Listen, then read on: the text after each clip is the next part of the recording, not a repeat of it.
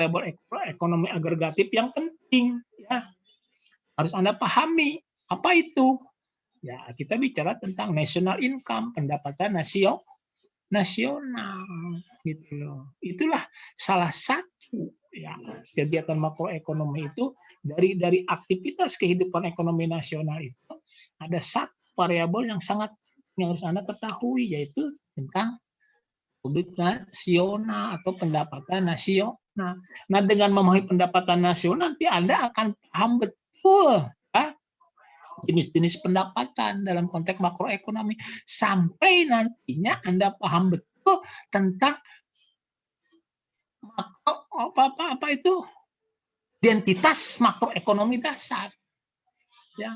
Nah, disitulah Anda harus paham betul identitas itu sebuah persamaan identitas. Jadi persamaan identitas, kesamaan terkait dengan makroekonomi itu harus Anda pahami betul, ya. Kalau Anda tidak paham pokok bahasan kedua sulit juga. Dan nanti ya memahami berikutnya, karena atas dasar itulah nanti Anda akan berhadapan dengan mengukur kegiatan ekonomi makro itu tidak hanya PDB, juga bagaimana kita mengukur inflasi. Bagaimana kita mengukur pengangguran. 3 variabel ekonomi yang sangat dalam makroekonomi itu adalah 3 itu. Produksi nasional, pengangguran, dan inflasi. Nah, nanti Anda akan berkenalan dengan hukum Occult, kurva Philip di situ. Kurva Philip hubungan antara pengangguran dengan inflasi. Hukum Occult bicara tentang hubungan antara pertumbuhan ekonomi dengan pengangguran. Oke? Nah, setelah itu baru kita bahas satu-satu detail.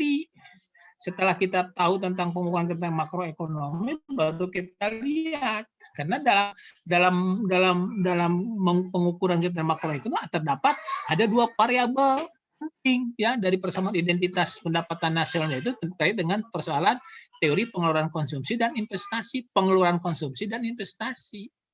Nah, kita pahami dulu itu. Apa yang menentukan pengeluaran konsumsi, apa yang menentukan investasi. Nah, dua komponen inilah merupakan 2 komponen utama dalam kerangka Frikin, yaitu permintaan agregat. Pengeluaran konsumsi menggambarkan perilaku sektor rumah tangga, ya, konsumen, sedangkan investasi menggambarkan perilaku sektor dunia bisnis. Ya. Nah, baru Anda paham faktor-faktor apa yang mempengaruhi kedua variabel itu. Nah, setelah itu baru kita bahas teori ekonomi klasik.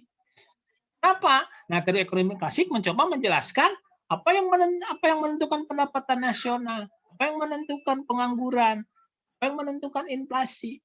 Jadi kalau bicara teori itu bicara tentang mengapa terjadi pengangguran, mengapa terjadi inflasi, bagaimana mengatasinya, itu bicara teori. Nah, teori ini diawali dengan memahami kita terkait dengan teori ekonomi klasik. Kalau ekonomi klasik kan, ekonom klasik itu para ekonom yang sangat meyakini akan keampuhan sistem ekonomi kapitalis liberal. Para ekonom yang meyakini bahwa di dunia nyata ini berlaku hukum Say. Nah, dari hukum Say itulah bahwa yang menggerakkan roda perekonomian itu sisi penawaran, bukan demand. Makanya ekonomi klasik sering juga disebut sebagai ilmu ekonomi sisi penawaran, supply side economics, gitu loh ya. Nah, sampai di sini barangkali ini cukup lama ini juga ya pembahasan ini ya, sampai teori ekonomi klasik ini. Setelah Anda paham dengan teori ekonomi klasik, nah ternyata tahun 1930-an dimulai pada tahun 1929 terjadi sebuah fenomena ya, fenomena itu kejadian-kejadian ya yang tidak bisa dijelaskan oleh ekonomi klasik. 1929 terjadi apa yang disebut dengan depresi besar. Depresi besar itu satu kondisi perekonomian ini melanda di seluruh dunia. Kondisi di mana pertumbuhan ekonomi menurun, pengangguran meningkat, gitu loh ya. Yang notabene itu menurut klasik tidak mungkin terjadi, tapi nyatanya terjadi. Makanya terjadi anomali. Anomali itu prediksi ilmu A. Kalau ilmu memprediksi A, tapi kejadiannya jadi B. Nah, itu ada anomali. Ini ekonomi klasik pada tahun 1929 diuji. ternyata gagal, tidak bisa menjelaskan kenapa terjadi depresi besar. Nah, di tengah gonjang-ganjing seperti itulah ya lahir sebuah pemikiran baru ya, yang dituangkan oleh ekonom dari Cambridge University yang bernama John Maynard Keynes. Dijawablah oleh Keynes kenapa terjadi depresi besar pada waktu itu. Jawablah oleh melalui bukunya yang berjudul The General Theory of Employment, Interest and Money. Dan buku itulah menyelamatkan dunia kapitalis, menyelamatkan dunia keluar dari depresi besar. Nah, ajaran Keynes ini dibawa ke Indonesia oleh Profesor Sumitro. Ya biasanya Presiden Soeharto. Ya, itu Orde Baru itu ya dibawalah oleh Profesor Sumitro ke Indonesia, ayahnya Prabowo itu ya dibawa ke Indonesia, diajarkanlah di Indonesia ya di School of Economics Jakarta, cikal bakal menjadi Fakultas Ekonomi. Nah, Ibu Farha kan jebolan UI dari Fakultas Ekonomi. Ya, nah ini tempatnya ajaran kiri diajarkan di Indonesia. Sampai lahirlah para jebolan UI yang jadi menteri pada waktu itu. Diterapkan ekonomi Keynesian dalam perekonomian Indonesia selama Orde Baru. Ekonomi sejak itu, kalau ekonomi klasik itu merupakan pemikiran dari A, B, C, Adam Smith sampai dengan Albert Marshall, ya pisah-pisah, tidak utuh, tapi kalau ekonomi makro Keynes itu ya seorang dari Keynes. Jadi sejak di General Theory terbit itu lahirlah sebuah pemikiran baru, sebuah aliran baru ekonomi makro. Jadi sebetulnya ekonomi makro itu lahir ya secara utuh setelah Keynes menerbitkan bukunya yaitu General, sebuah pemikiran baru dalam ilmu ekonomi yang disebut dengan ekonomi makro yang berbeda dengan ekonomi klasik. Ekonomi klasik itu meyakini betul bahwa yang menggerakkan roda perekonomian itu adalah sisi penawaran. Maka dalam ekonomi Keynes sebaliknya dijungkir balikan, salah. Kata Keynes itu yang menggerakkan perekonomian itu bukan sisi penawaran tapi sisi permintaan. Makanya kalau ekonomi klasik disebut sebagai supply side economic, maka ekonomi Keynesian disebut sebagai demand side economy. Laboratoriumnya ya ekonomi Amerika. Ya. Kalau dulu Republik biasanya kan kalau dari Republik itu digunakanlah pemikiran-pemikiran klasik. Pemikiran klasik itu sampai sekarang ada, classical economic dimulai dengan Milton Friedman gitu ya. Dan Keynesian economic.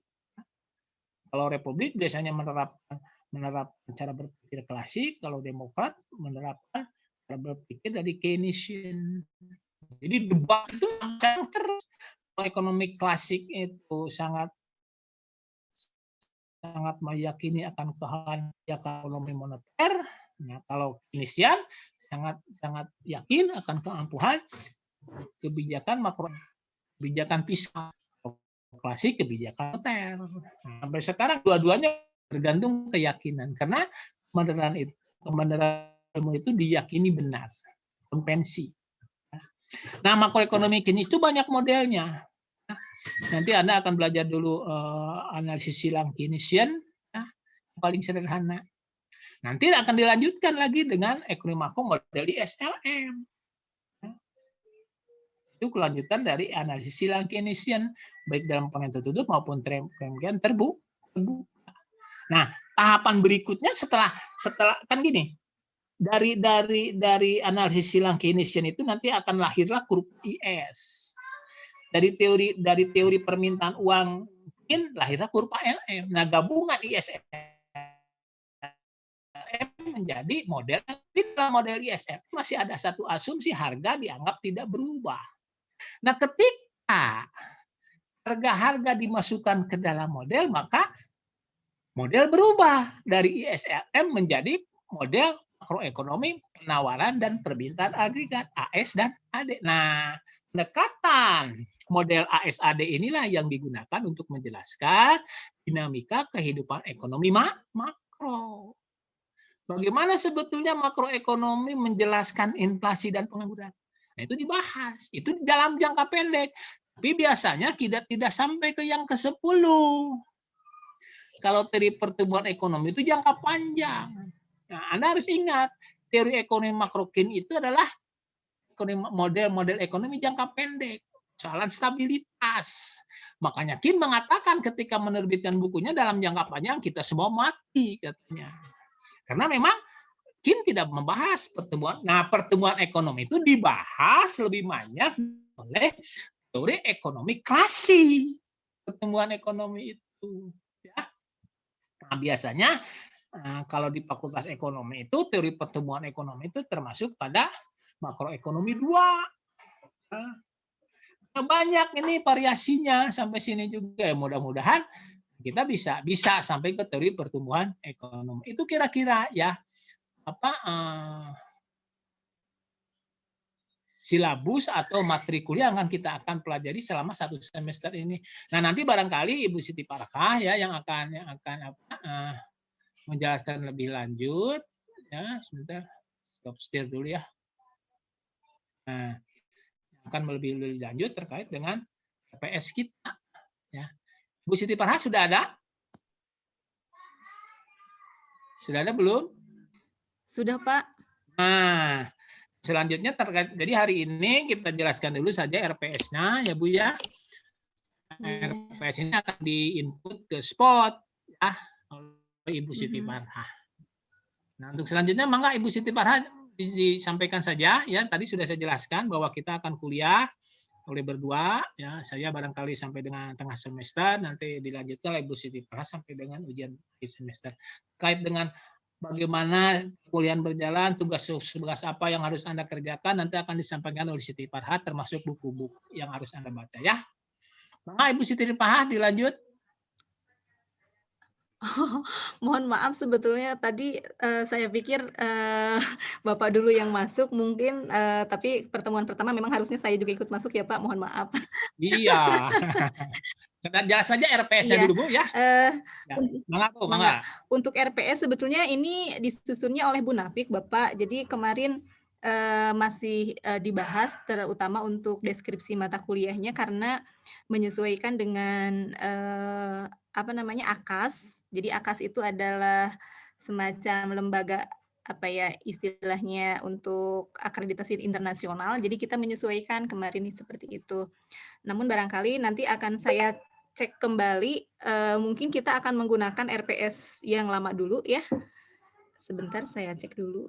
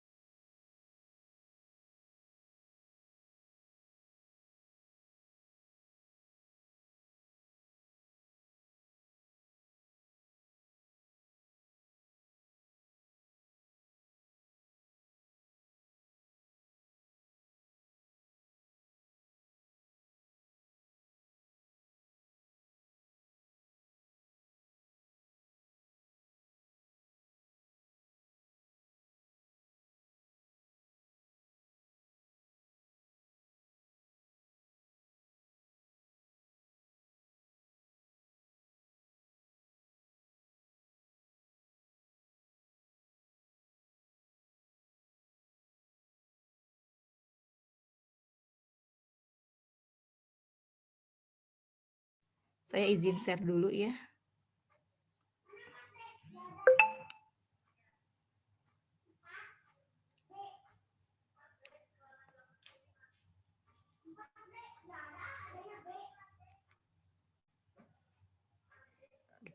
Oke, ini sudah tampak ya. Sudah, Ibu. Oke. Jadi barangkali tadi kalau untuk pengenalan materi apa yang akan disampaikan selama 1 semester sudah disampaikan oleh Bapak gitu ya. Nah, untuk selanjutnya saya akan menjelaskan terkait dengan RPS, kemudian nanti apa yang harus dilakukan oleh mahasiswa gitu ya. Jadi memang sekarang perkuliahan harus terdokumentasikan gitu ya di spot. Jadi nanti dari dosen sendiri nanti akan menginput RPS-nya di spot.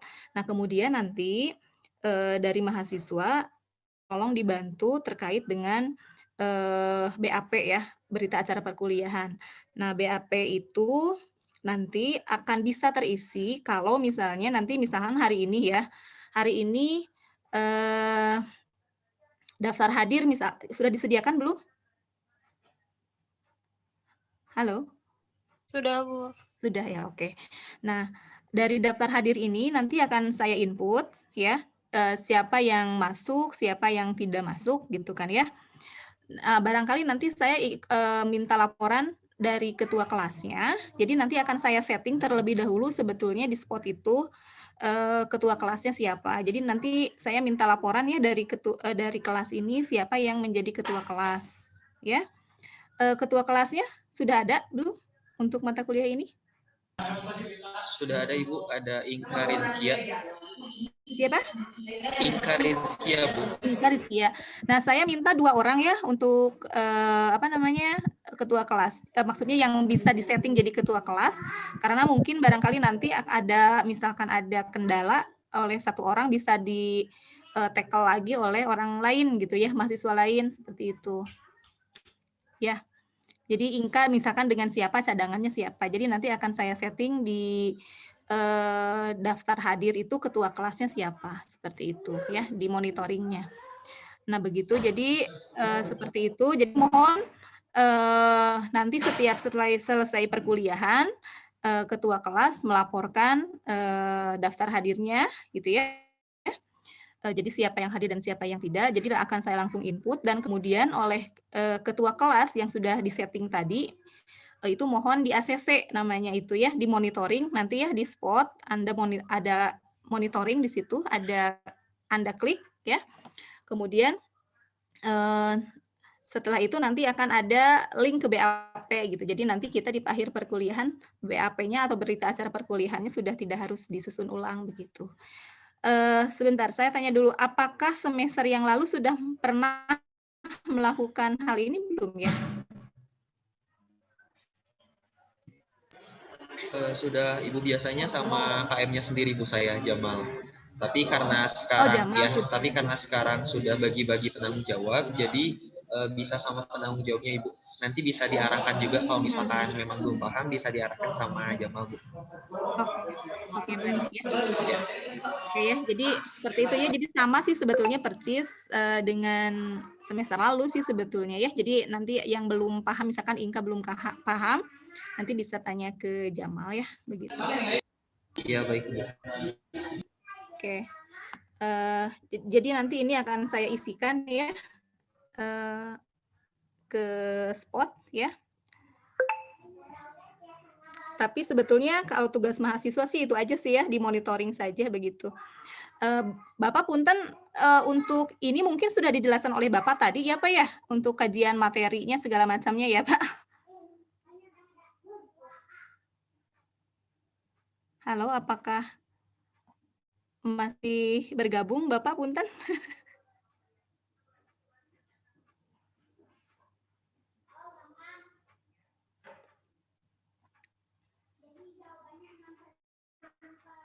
Sebentar.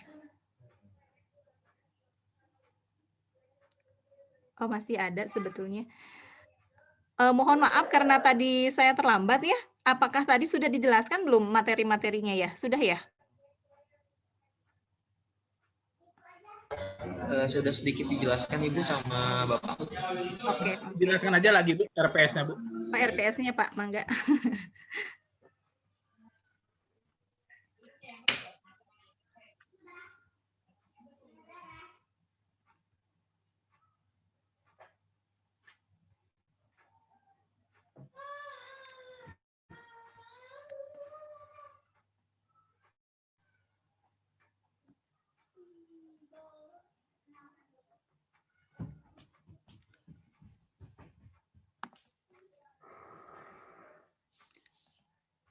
Oke ya, jadi saya mungkin langsung ke deskripsi mata kuliah saja ya, karena ini sebetulnya yang tadi sini sudah ya sebetulnya yang ini. Oke ya, yang ini sudah tadi sama Bapak ya. Jadi saya mungkin langsung ke yang lebih teknisnya di paling bawah terkait dengan deskripsi rencana pembelajaran. Nah, untuk pembelajaran sendiri karena memang kondisi sekarang kan sebetulnya masih dengan kondisi pandemik gitu ya. Jadi kita akan melakukan blended learning gitu kan ya. Nah, jadi nanti barangkali tidak akan semuanya, misalkan setiap pertemuan kita akan melakukan perkuliahan secara daring. Itu bisa dua macam, yaitu sinkronus dan asinkronus ya. Jadi sinkronus ya seperti sekarang, misalkan kita melakukan tatap muka melalui Zoom, nah itu sinkronus namanya ya. Nah, kemudian asinkronusnya seperti apa? Mungkin nanti ada beberapa materi yang bisa di-share oleh dosen, tim dosen kita, gitu ya, Bapak dengan saya juga mungkin nanti. Jadi lebih cenderung kepada Anda nanti belajar mandiri begitu ya, dengan terusnya dipelajarinya apa gitu kan ya. Kemudian nanti apa yang harus dilakukannya setelah melakukan pembelajaran tersebut begitu ya. Itu asinkronus namanya. Jadi kita sekali lagi tidak yang namanya perkuliahan misalkan harus tatap muka semuanya gitu ya, tidak seperti itu. Tapi nanti akan melakukan blended learning. Nah, untuk pertemuan pertama tadi mungkin sudah dijelaskan oleh Bapak bahwa hari ini kita akan menjelaskan terkait dengan apa yang akan kita lakukan selama 1 semester, begitu ya. Kemudian tadi juga Bapak sudah menyinggung terkait dengan apa itu aspek ontologi, aspek epistemologi, kemudian aspek ekskologi ya, yaitu terkait dengan kerangka dari filsafat ilmu yang mendasari dari teori makro ini, begitu ya. Nah, begitu. Nah, kemudian mungkin tadi Bapak sudah bukunya mungkin Pak sudah belum ya? Bu, semua materi ini ke bawah terus jelaskan, Bu. Oke, materi mangga. baru mungkin Iya. pertemuan 2 baru kita jelaskan. Kita masuk ke pembahasan pertama. Oke, mangga. Nah, kemudian ini ya. Oke, mungkin terkait waktu harus saya jelaskan juga ya, mungkin nanti kalau di masa yang normal gitu ya, kita waktunya itu kan 3 SKS ya, 1 SKS itu 50 menit. Jadi untuk kondisi sekarang barangkali karena secara psikologis juga kita tidak bisa misalkan terus-terusan belajar menatap layar gitu ya. Jadi mungkin nanti akan ada bagi saya sendiri mungkin ya akan tidak sama misalkan 150 menit gitu ya kita belajar secara daring kalau misalkan nanti dilakukannya secara daring mungkin dikurangi yang 50 menit jadi 40 menit misalkan seperti itu gitu ya jadi tidak full 150 menit begitu. Nah, kemudian buku yang akan kita gunakan sebetulnya nanti akan mengacu juga kepada modulnya yang sudah disusun oleh Bapak ya. Mungkin nanti Bapak bisa menyampaikan itu. Jadi Bapak sudah memberikan sebetulnya rangkuman dari teori-teori apa yang akan dijelaskan di mata kuliah ini dan sudah tersusun dengan baik oleh Bapak gitu ya. Nah, akan tetapi barangkali nanti ada beberapa tambahan buku yang bisa digunakan. Yang pertama ini ada Froyen gitu ya, Froyen mungkin bukan Froyen ya. Froyen tahun 2002 mungkin buku lama sebetulnya tapi mungkin masih bisa digunakan. Nah, kemudian yang kedua ada buku MenQ. Nah, MenQ ini sebetulnya ada yang pengantar, ada yang teori. Jadi untuk mata kuliah ini, karena namanya teori makroekonomi, maka kita yang akan menggunakan yang teori makronya ya bukunya. Ini bisa Anda download di Google ya, tapi berbahasa Inggris tentu kalau misalkan Anda yang mau berbahasa Indonesia, Anda harus cari Kepalasari ya. Dan edisinya itu sudah ada edisi yang paling terbaru, kalau nggak salah edisi berapa ya? edisi 17 apa berapa gitu. Ini sudah ada yang terbaru gitu ya. Jadi Anda bisa gunakan itu. Nah, kemudian yang sangat membantu sebetulnya buku Samuelson juga bisa membantu ya.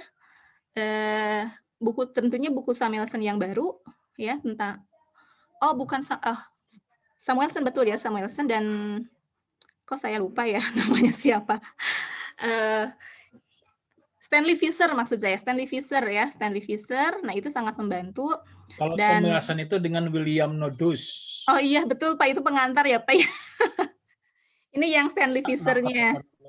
Iya, yang Stanley Fisher-nya itu ya sangat membantu ya, terutama mungkin bisa menambah pengetahuan di samping modul yang Bapak susun ya Pak ya, karena di Stanley Fisher itu sama dengan yang Bapak susun sebetulnya ya Pak ya. Di situ. Kemudian untuk selanjutnya ya, kita lihat di pertemuan kedua, sebetulnya Bapak sama dengan apa yang sudah Bapak sampaikan tadi sebetulnya Pak, karena merujuk ke situ, Bu Nafik ininya Pak. Iya. Bapak dijelaskan aja Bu, sampai ke bukunya. Sampai ya jelaskan seru Bu. Oke, mangga. Sini jelaskan aja ke mahasiswa. Oke, mangga. Sebentar Pak ya, saya cek buku sebentar. Sebentar, saya cek buku. Dalam saja. Aduh, punten karena tadi saya tidak siap-siap. Oke.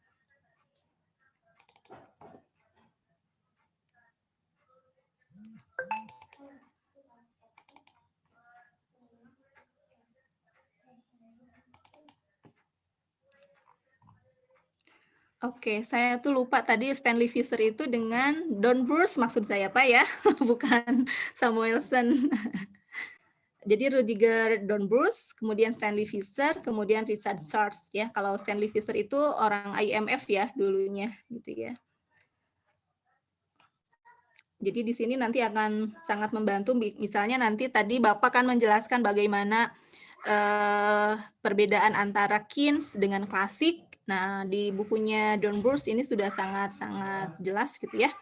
Nah, kemudian nanti kalau di Freud mungkin nanti akan terkait dengan bagaimana penurunan atau derivasi dari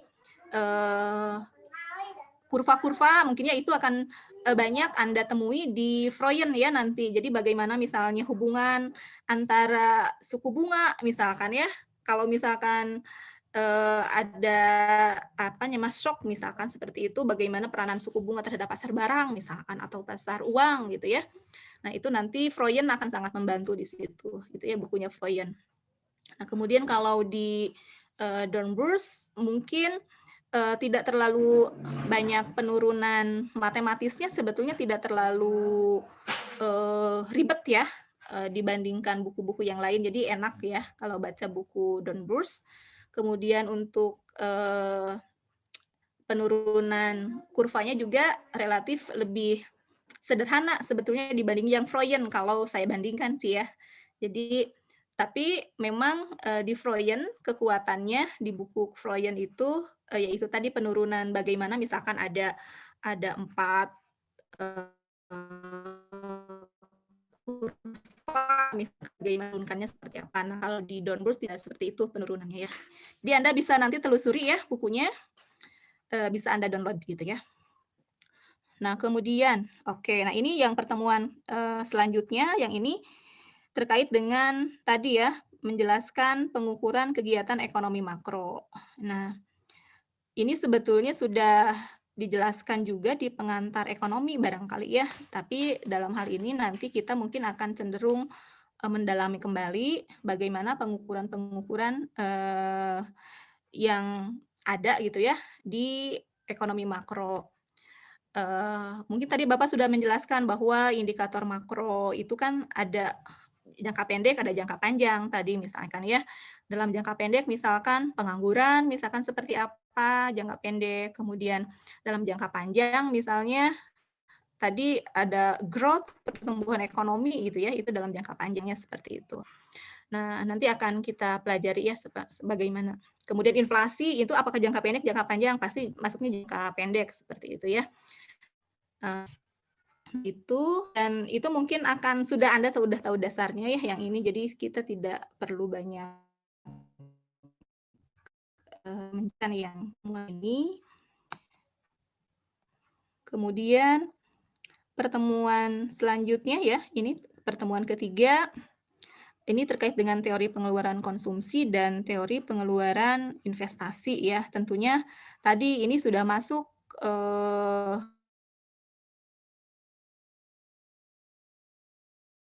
ke teori khusus untuk teori pengeluaran konsumsi barangkali karena konsumsi ini sebetulnya bisa melalui dua pendekatan. Jadi ada dua pendekatan mikro dan pendekatan makro.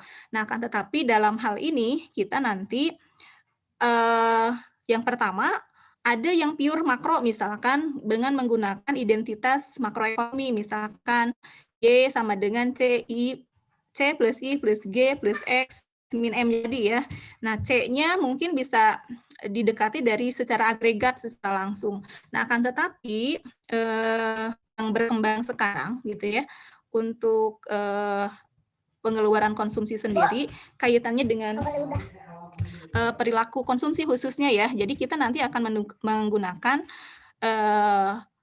macroeconomics with microeconomics foundation gitu ya, seperti itu.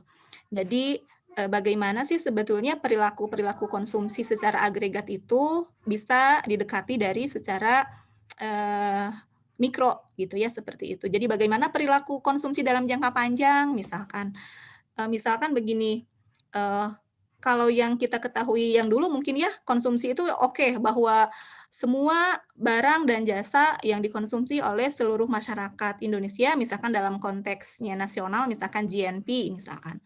Itulah jumlah secara agregat, begitu kan ya, pengeluaran konsumsinya.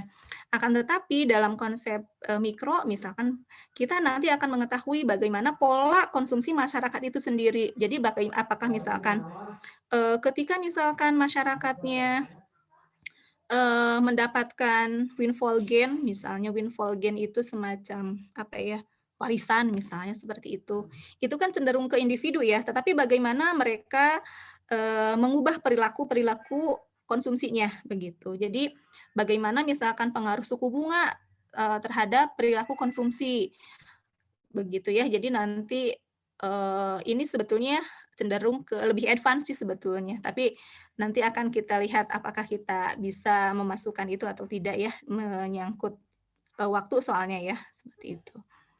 Kemudian investasi juga sama ya, jadi investasi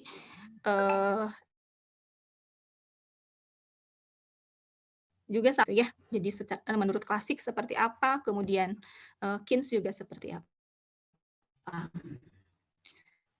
Untuk buku ini juga ada Freud bisa digunakan ya, kemudian MenQ juga bisa digunakan. MenQ sebetulnya kalau ini ya gini, kalau Anda mau punya gambaran gini ya. Jadi gini, kalau Anda mau banyak ceritanya dapat gitu ya, Anda pakai MenQ gitu kan ya.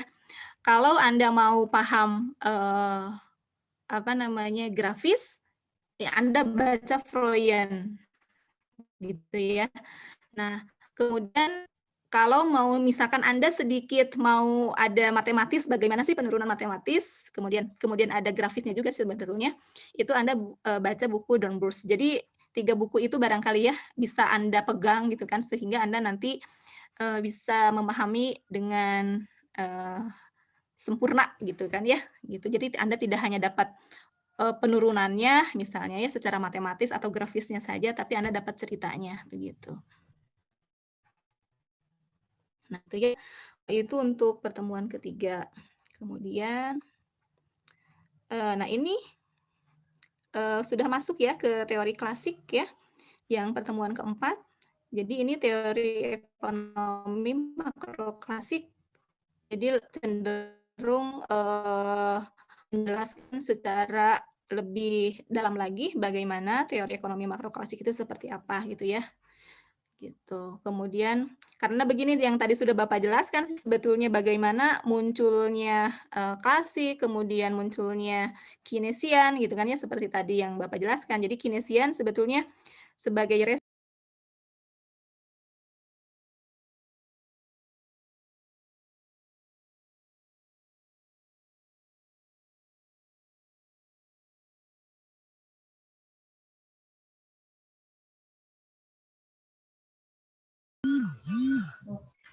Mohon maaf Bu, suaranya sepertinya ke-mute.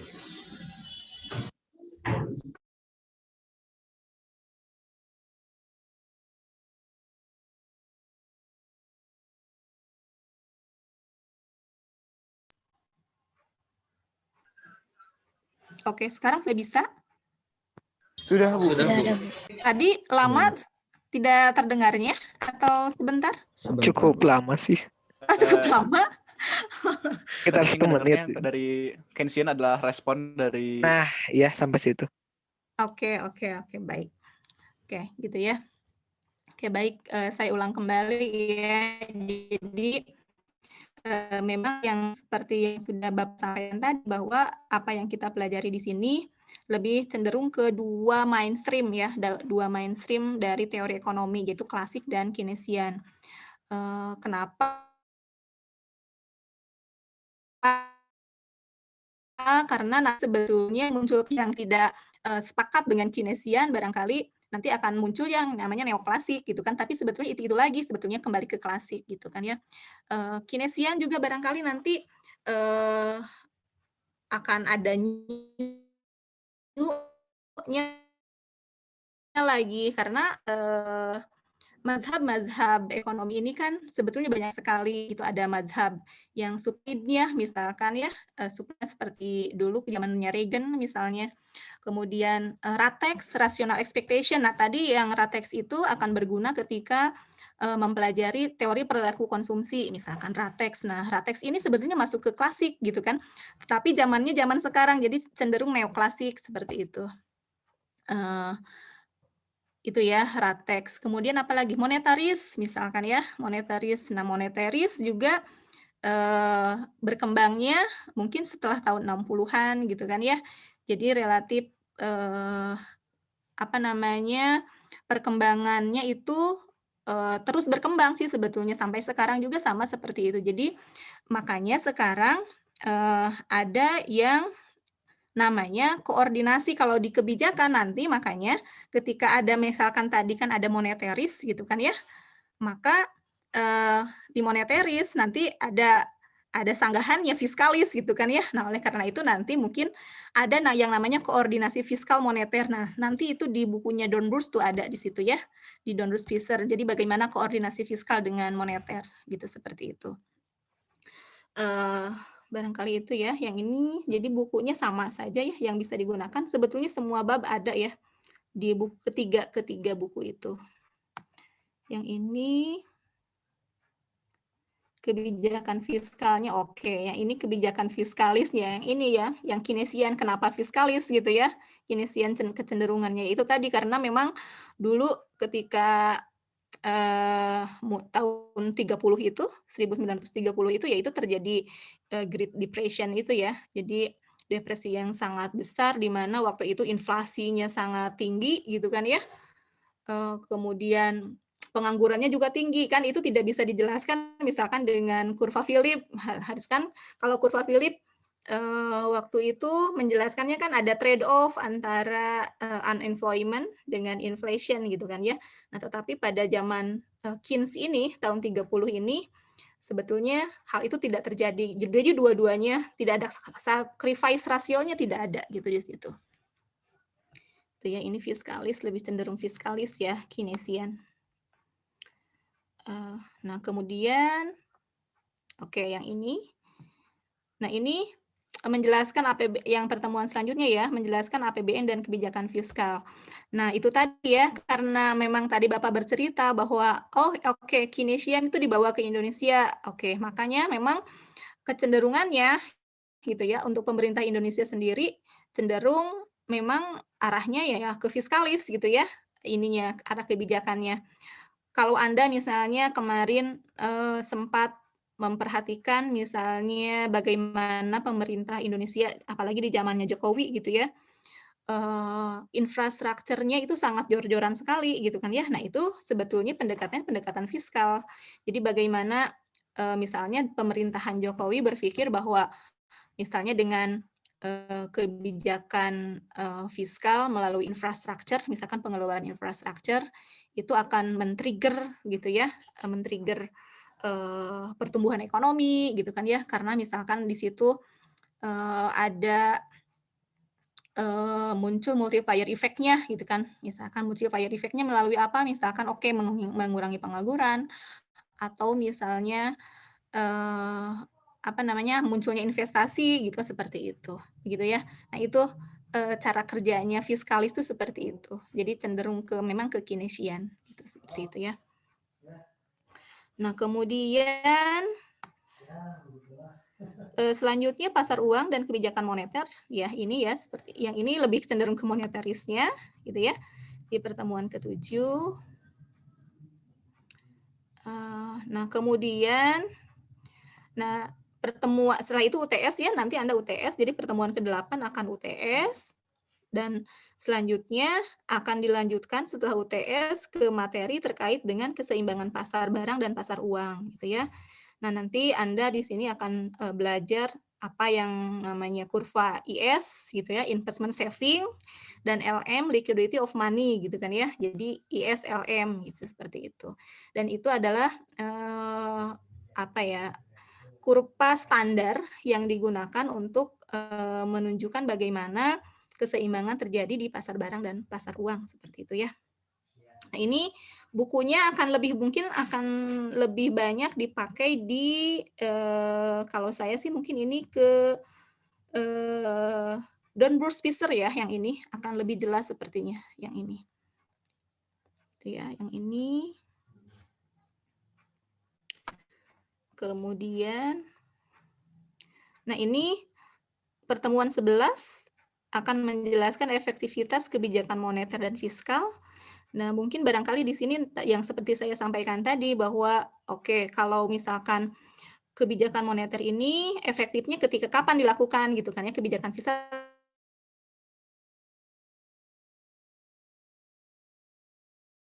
kapan dilakukan akan ternyata gitu. Akan tetapi nanti akan ada hal-hal yang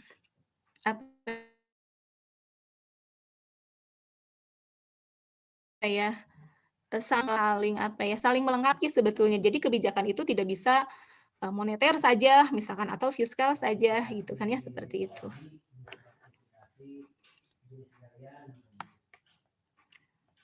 Kemudian ini yang pertemuan 12-13 ini terkait agregat demand, agregat supply ya.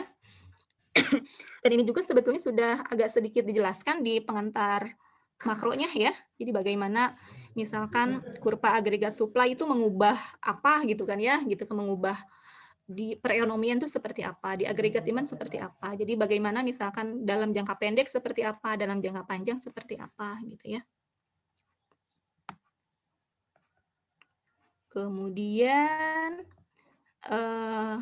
yang selanjutnya yang pertemuan ke-14 ini menjelaskan inflasi, pengangguran, dan kurva Phillips ya. Tadi yang sudah saya singgung juga sebelumnya ya, inflasi hubungannya dengan pengangguran seperti apa gitu ya.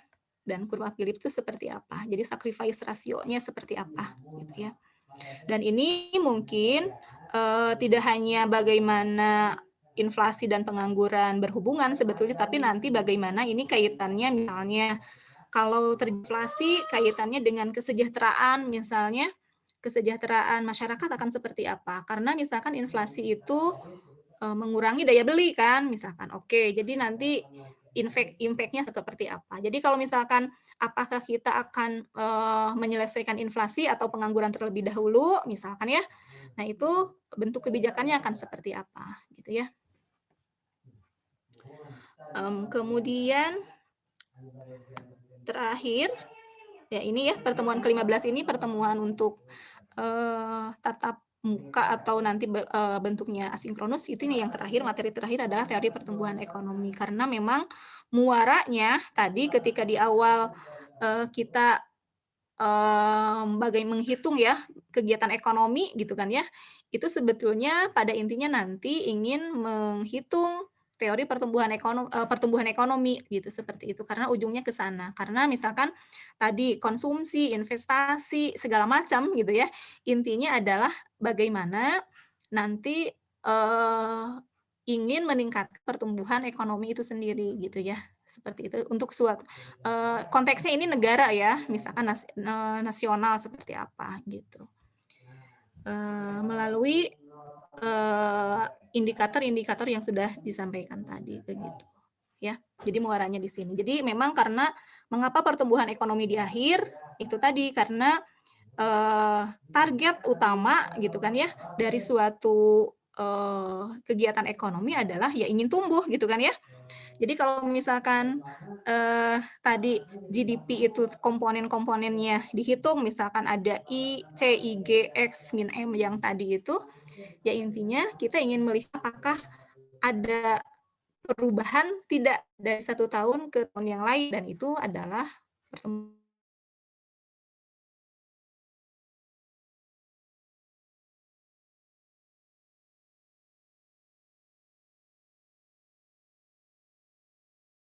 ekonomi. Intinya untuk tadi bahas kan ya, mungkin yang paling mainstream gitu kan ya kan ada yang misalkan teori pertumbuhan dari Cobb Douglas misalkan. Nah, Cobb Douglas itu sendiri kan nanti akan mendasari beberapa teori misalkan dari Solowswan misalkan. Kemudian Solowswan itu sendiri nanti akan berkembang menjadi endogenous growth theory yang paling sekarang dipakai gitu ya, yang dimana endogenous growth theory ini dikembangkan oleh Romer ya, dan Romer ini yang mendapatkan Nobel gitu ya dari teori endogenous growth-nya itu begitu ya.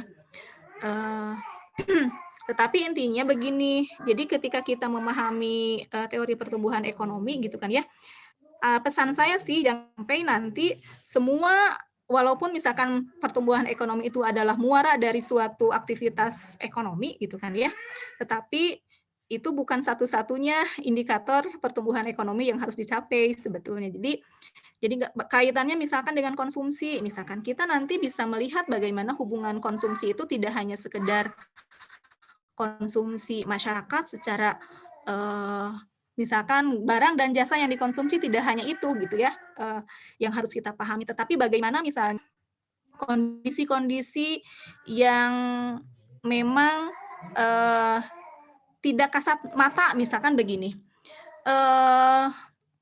konsumsi listrik misalkan ya.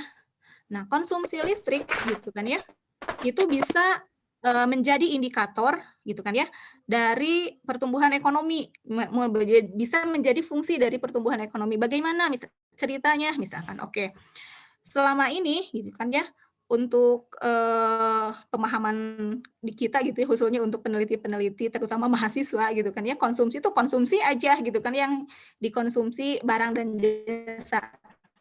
Tapi misalkan dari konsumsi listrik kita bisa memahami bahwa oke, kalau misalnya konsumsi listrik masyarakat meningkat gitu kan ya, bukan masyarakat saja ya, di situ ada industri gitu kan ya, otomatis itu sebagai pertanda bahwa misalnya produktivitas meningkat. Nah, loh, kok akan tetapi misalnya kenapa pertumbuhan ekonominya tetap tidak bisa di-trigger misalkan dari konsumsi. Oke, berarti apa itu ada yang terjadi? Misalkan kita kembali ke fiskal. Oke, misalkan harusnya gitu kan ya, kalau misalnya konsumsi listrik naik, harusnya GDP naik kan ya? Gitu. Karena apa? Karena di situ ada aktivitas ekonomi gitu kan ya. Loh, tetapi kenapa tidak nambah nih gitu kan umumnya? Oke, berarti dari sisi fiskal seperti apa? Oke, berarti di situ misalnya ada yang namanya tax evasion misalkan ya, ada penggelapan pajak, bisa diukur sebetulnya konsumsi listrik. Nah, seperti itu. Jadi kita jangan berpikirnya lurus saja gitu kan ya, bahwa oke, teori ini hanya berlaku berdasarkan identitas ini gitu kan, nggak seperti itu. Jadi coba nanti kita cari celah-celah itu gitu kan ya, supaya nanti kita berpikirnya tidak kacamata kuda begitu. Itu barangkali ya sampai pertemuan 15 apa yang akan kita lakukan. Nah, kemudian untuk selanjutnya terkait dengan instrumen penilaian. Nah, ini mengacu kepada instrumen penilaian yang disusun tentunya oleh UPI ya. Jadi kita tidak berdasarkan per mata kuliah enggak gitu ya. Jadi kita mengacu kepada apa yang sudah disusun oleh UPI. Jadi ini nilai A sampai harusnya sebentar. Sampai E ya, ini ya. Apa syaratnya?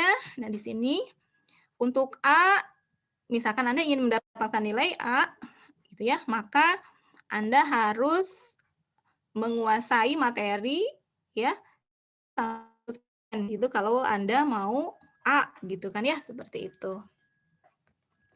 Nah, kemudian kalau misalnya Anda nanti misalkan penguasaan materinya kurang dari 55% yang ini,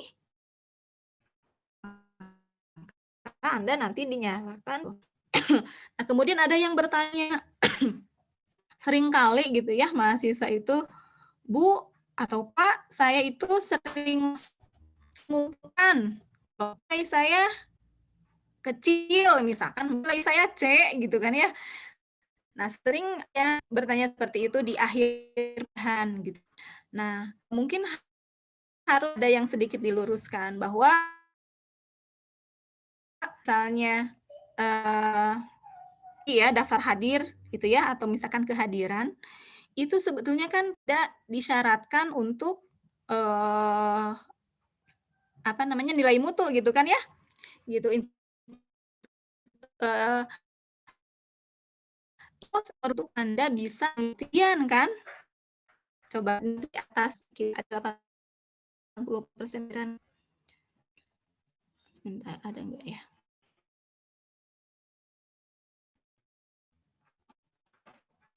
Belum ada. Tetapi secara umum ya per UPI ya bisa atau mengikuti ujian gitu ya, kehadiran Anda memenuhi 85%. Saya dari 16 akan 80%-nya berapa gitu ya yang bisa gitu kan, seperti itu. Jadi saya harapkan Anda paham ya. Jadi itu bukan apa namanya, sebagai salah satu instrumen penilaian, mungkin gitu kan ya, nanti ada instrumen penilaian proses gitu kan ya. Tetapi sebetulnya kehadiran itu adalah syarat Anda untuk mengikuti ujian. Gitu. Nah, ikat penguasaan materi nanti kan ya dari UTS, dan juga dari tugas-tugas yang sudah Anda submit nanti begitu. Nah, ini untuk ini ya, instrumen penilaian. Nah, ini untuk rujukan yang sudah saya sampaikan tadi ya, ditambah dengan ini ya, Downburst ya. Sebentar, saya tulis dulu bukunya.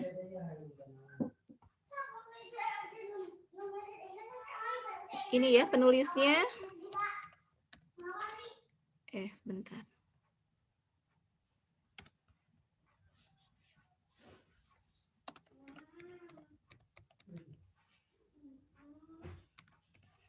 Ini penulisnya ya, yang baru ya.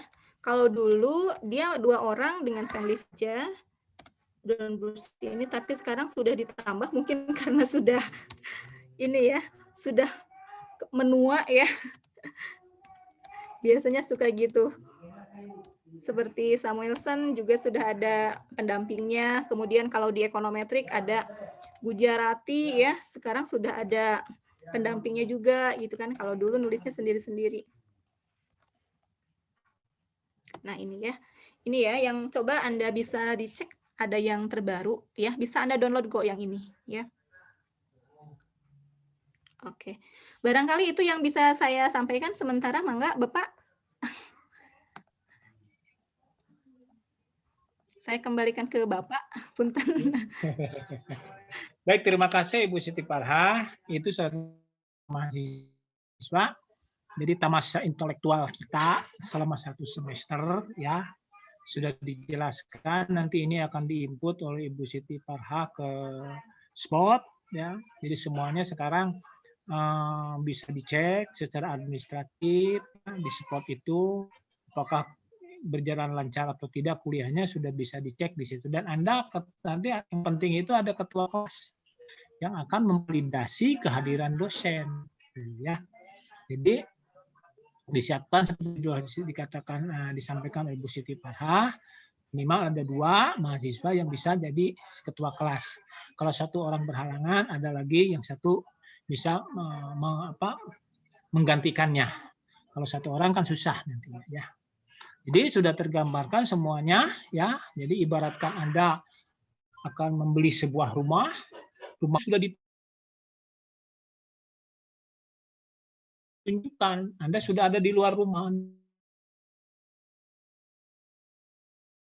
Lihat rumah itu modelnya bagus. Nah, nanti kita akan mulai masuk ke rumah, kita periksa rumah itu ada berapa kamar dan sebagainya, kenapa kamarnya begitu, kenapa begini. Nah, kita mulai minggu depan ya.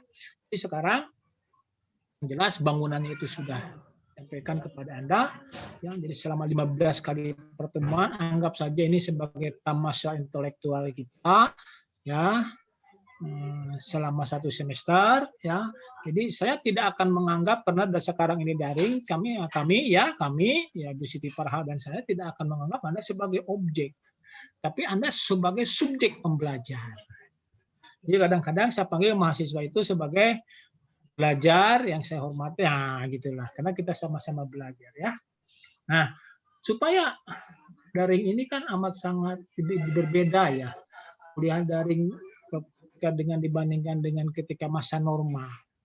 Kadang-kadang yang kami kesulitan itu ketika kami harus misalnya secara detik menurunkan rumus, apalagi kalau misalnya kalau menurunkan kurva, kalau di kuliah normal itu di depan kelas kita bisa lebih enak itu menjelaskannya. Nah, kurva-kurva ini ya dalam ilmu ekonomi diturunkan itu ada seninya gitu. Tidak hanya serampang saja buat kurva seperti itu, tapi ada seninya. Nah, seni itulah yang tidak bisa kami tampilkan di daring ini ya. Juga yang kedua, ikatan emosional kita juga kadang-kadang tidak bisa tersalurkan. Kadang-kadang saya kalau di kelas bisa nebak meja itu untuk memotivasi Anda itu. Saya gebrak saja mejanya. Paham tidak? Digebrak meja itu sama saya. Sehingga terjadilah kalau dalam riset itu rapot itu ikatan emosional ya antara dosen dengan mahasiswa. Jadi, nah itulah yang sedang kami pikirkan bagaimana caranya ikatan emosional itu bisa dihadirkan dalam suasana daring seperti ini. Gitu loh. Itu yang memang tidak mudah. Makanya itulah sekarang dibuatlah sedemikian rupa dari mulai Payana lah yang sudah mulai membuat video-video pembelajaran gitu ya. Tapi kalau saya belum sempat, terus terang saja semester kemarin saja saya sampai 7 kelas di Pasca itu. Bikin repot sekali. belum jadi komisi, harus baca disertasi, tesis, repot sekali. Jadi memang pembelajaran daring ini amat sangat melelahkan sekali ya. Amat sangat melelahkan sekali, berbeda dengan tatap muka. Misalnya bimbingan itu ya kalau tatap muka kan bisa langsung mana proposalnya, mana disertasinya, mana skripsi tunjukkan. Kalau daring begini tidak bisa. Kami ini harus membaca, gitu. Padahal yang dibaca bukan satu gitu, banyak sekali ya. Sampai mata saya kadang-kadang sudah berair mata gitu ya. Gitu. Makanya tadi ada sinkronus dan asinkronus. Dan dituntut untuk belajar mandiri. Memang betul ya. Anda kenal dengan Momo ya, saudara Momo yang dari IEKI.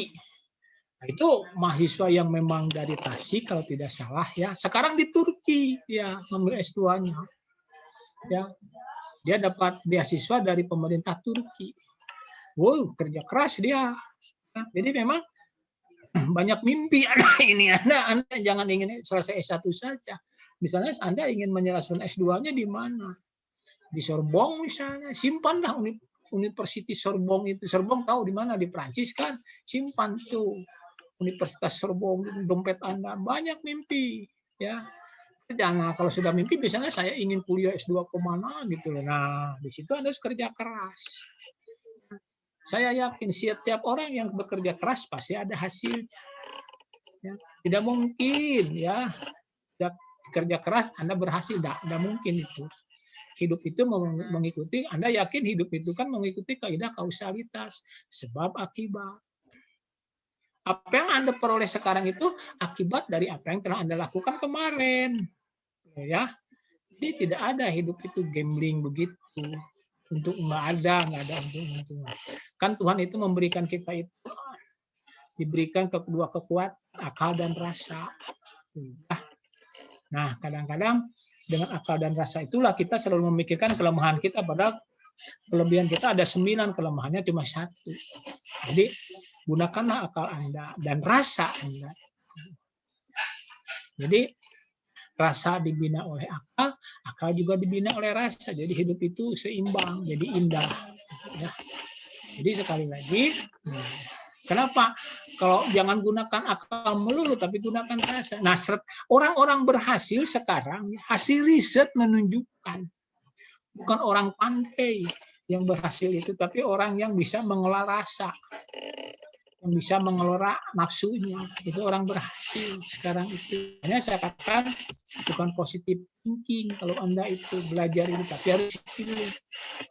Saya suka, saya senang, saya menyukainya. Nah, itu positif feeling yang insya Allah akan menjadi positif. Saya bisa. Jadi belajar itu, dengan belajar ini, intelektual ini, mudah-mudahan kita menjadi sehat, bukan sakit, ya. Yang sakit itu karena positif thinking melulu, jadi stres. Yang pada mati resep dipaksakan, akhirnya segala cara Anda lakukan. Jadi marilah kita awali dengan positif feeling, diminish kalau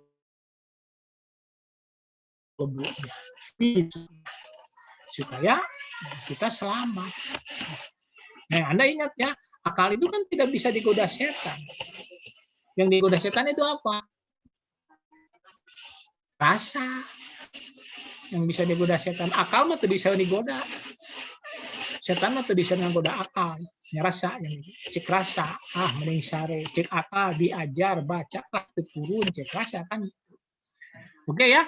Itu jadi 15 kali pertemuan ya, kita mudah-mudahan Allah Subhanahu wa taala memberikan kemudahan kepada kita semua, memberikan kelancaran ya, kesehatan, dan kita selalu diberikan oleh Allah itu hati ini digerakkan untuk selalu kerja keras ya. Nah, jadi dari sekarang Anda harus kerja keras, baca buku, ikro, tidak ada cara lain lagi ya. Cara untuk mencapai keberhasilan itu adalah belajar, ikro, dan muliakan kedua orang tua Anda ya. Sekali-kali sakit kedua orang tua Anda, muliakan kedua orang tua Anda, insya Allah. Dan itu menjadi mudah sekali. Oke, kita mulai nanti minggu depan. Saya dulu yang masuk, kita mulai dengan pertemuan pertama. Hari ini cukup sekian saja dulu. Kalau ada yang ditanyakan silahkan. Kalau ada yang ditanyakan, ada yang ditanyakan? Kalau tidak ada, silahkan dibuat absensinya ya. Persoalan nanti tentang spot silahkan ditanya ke Ibu Siti Farhah ya. Kalau tidak ada yang ditanyakan, kita cukup sekian dulu hari ini. Sekali lagi, jaga kesehatan ya. Pegang protokol kesehatan, selalu pakai masker kalau keluar rumah ya. Cuci tangan, jaga jarak. COVID kita ini semakin menggila, semakin tidak terkendali. Jadi kembali ke kita masing-masing, jaga. Sekali lagi, kalau tidak penting-penting jangan keluar rumah. Kalau keluar rumah harus selalu pakai masker. Itu cirinya kita orang yang mengerti. Pakai masker, jaga jarak, cuci tangan. Oke, ini cukup sekian. Tidak ada pertanyaan? Cukup? Cukup, Pak. Terima kasih sekali lagi. Ya, kita berdoa mudah-mudahan Allah memberikan kemudahan, kelancaran, dan kesehatan. Dan apa yang kita lakukan selalu menjadi amal ibadah. Terima kasih. Wassalamualaikum warahmatullahi wabarakatuh. Salam. Semangat. Waalaikumsalam warahmatullahi wabarakatuh. Semangat, Pak. Iya, Pak. Jazakallah Pak. Terima kasih, Bu. Bapak, Ibu. Terima kasih banyak. Bu Farah, saya duluan Bu Farah. Mangga, Pak. Mangga. Oke.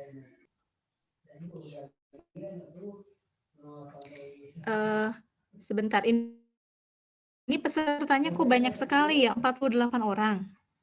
48 orang, betul ya? Maaf Bu, kalau saya pakai 2 alat, satu buat kamera, satu buat audionya. Oh iya, pantas makanya. Tapi daftar hadir Inka sudah menyediakan ya? Sudah.